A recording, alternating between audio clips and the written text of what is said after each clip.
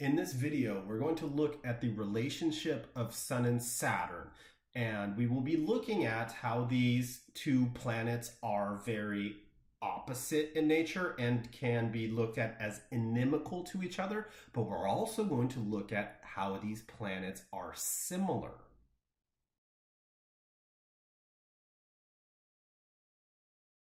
So first and foremost, I'd like to thank you for taking the time to watch my video. I truly appreciate it. You know, if you like it, I ask that you give it a thumbs up. If you don't like it, I'm sorry you made it this far. You might as well go watch a Transformers video or something. I don't know. And please subscribe to my channel. Anyhow, so in this video, now let's talk about it. Sun and Saturn. Well, what's interesting about Sun and Saturn is it's very easy for us to just say that Sun and Saturn are completely different, right?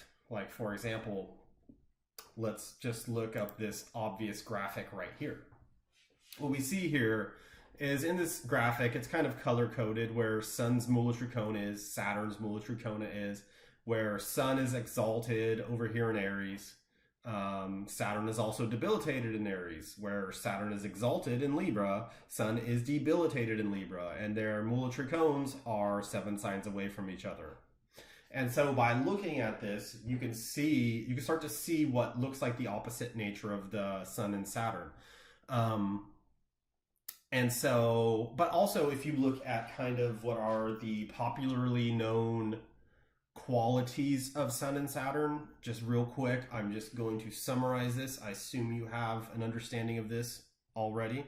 Whereas Saturn represents our limitations, Saturn represents disease and death, poverty, basically the ill things that can happen to us. Saturn represents a certain ability of lameness, or more so an inability to be able to do things or big things in general. Now, the Sun, on the other hand, kind of represents our aspect of nobility, of, no, I am capable of anything. I am going to do that big thing that I want to do. The Sun can give us the characteristic of becoming extremely good, becoming the head of something, a head of a corporation, but in the meantime, kind of ignoring the people that are close to us in a certain degree and aspect, and which that is kind of reflected by the Sun being debilitated in the sign of Venus, because there's always a push and pull of what we want from other people and what other people want from us also, and what we want to achieve and do on our own, which we view as the important thing. And so the Sun kind of represents this ability of like, yes, I can do it, and I don't care what it takes. Where Saturn is like, oh, I don't know if I can do that. I'm sick. In fact, I'm a little sick right now, a little stuffed up, a little Saturn-y, I guess I am right now. Anyway, so that's how we can look at Sun and Saturn as opposites. Also, real quick, Sun is representative of the king, or like I said, someone at the head of an organization, whereas Saturn represents the populace, or Saturn represents workers, or the lower class, the peasants, the public, so the people that are ruled. So that's where we can look at Sun and Saturn, and we can say that, oh, these planets are very much opposite. And we can also know that Sun and Saturn are mutual enemies. Well, that is known. I did a video on the basis of planetary relationships, the numerical basis of planetary relationships, and how that is qualified. And so I recommend you check that out if you want to know what the actual mechanics are that make up Sun and Saturn being mutual enemies.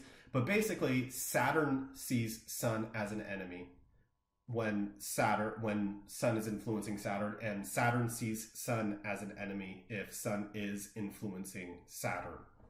I hope I didn't just say the same thing twice right there. I might have, I apologize, but the point is they're both disruptive to each other's agendas when they are influencing each other. And that's one of the things you always have to hold in your mind when you're looking at a chart, because what this opposing stuff happens, you know, when Saturn is influencing Sun, basically what is happening is we're getting that nagging feeling that no, I can't.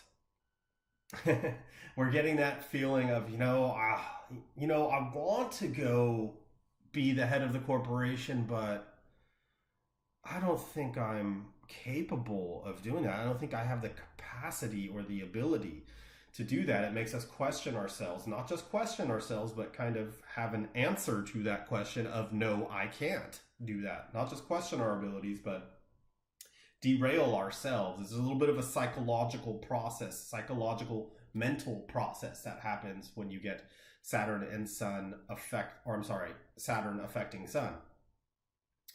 And then in the same way, when you have Sun strongly affecting Saturn, what you also get is the idea of Sun wants to make the great things in the world. It wants to create things.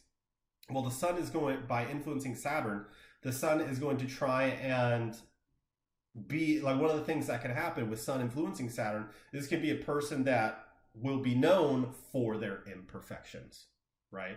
A person that becomes famous or the head of the corporation because they're handicapped or because they're lame. And I don't want that to sound like a negative remark, and I apologize to anybody that has any type of handicap. I did not mean for it to come across that way. Anyhow, that's kind of like one of the ideas of that. So the Sun is trying to be known and be great for something that it isn't, something that it's not. And it's usually not a positive thing.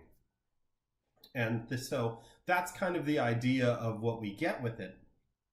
But what's very, very interesting about these two planets now, we're going to we're going to go ahead and kind of turn the page here, and so the thing to understand about the Sun and Saturn, as far as mythologically, Saturn is the son of the Sun. So the way the story goes, to summarize it, is basically the Sun has a wife, Sanjya, or I should say Surya, the sun. Surya has his consort, Sanjya, and Surya's job is to basically run the whole, the universe, or basically life on Earth, right? And so he's so busy and he's always doing his thing, and he's so intense with what he has doing that Sanjya, Sun's consort, is like, man, this is ridiculous. This guy's not even paying attention to me. He's doing his big thing.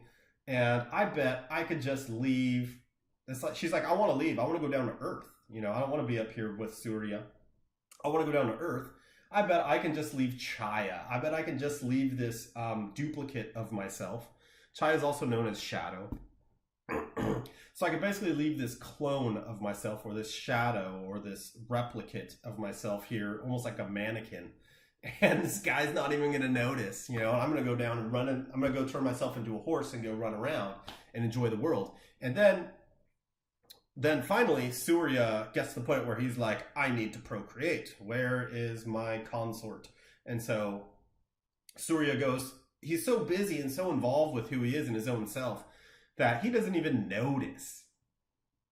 He doesn't even know the difference between Sanjya and Chaya. He just doesn't have that kind of like intuitive reality. He's just so wrapped up in his own world. And so he procreates with Chaya, and they have a son, Shani, also known as Saturn.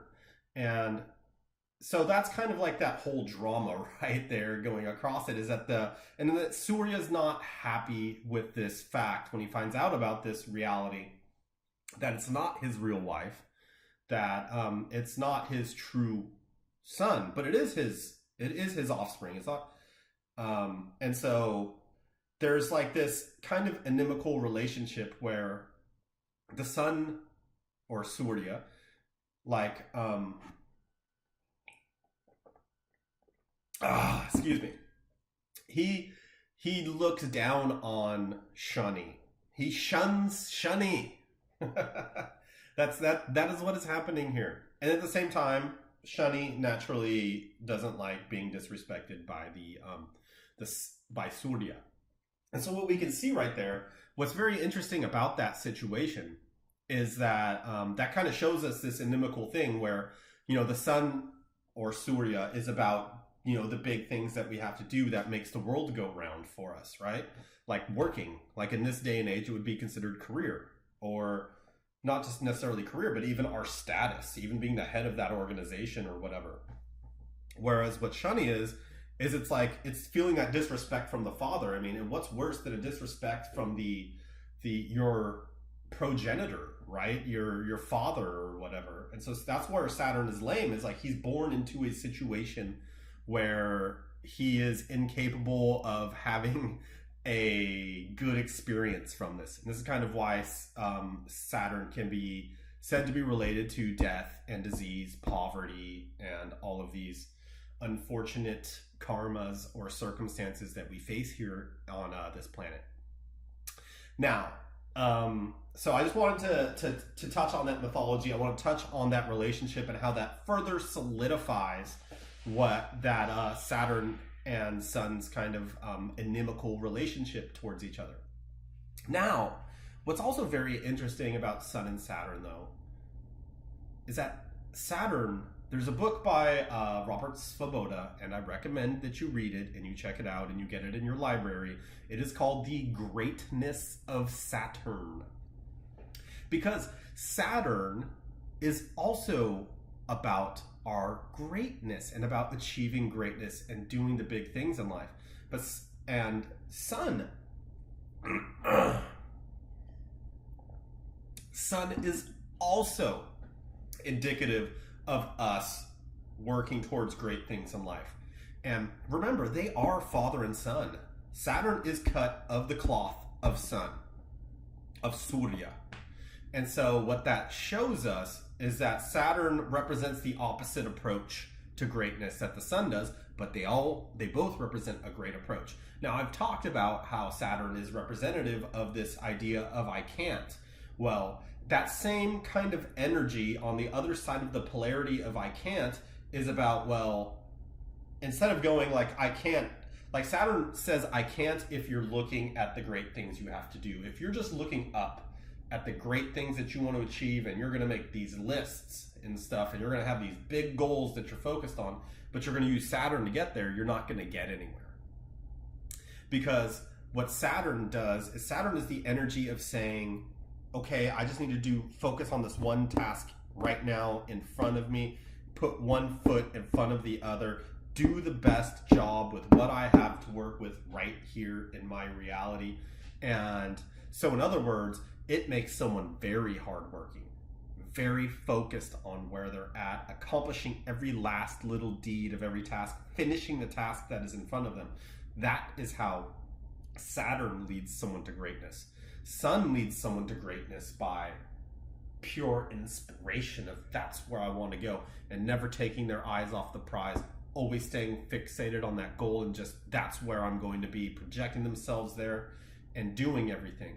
And so to get anywhere, to be anything great in our lives, and this greatness doesn't have to be the president of the United States.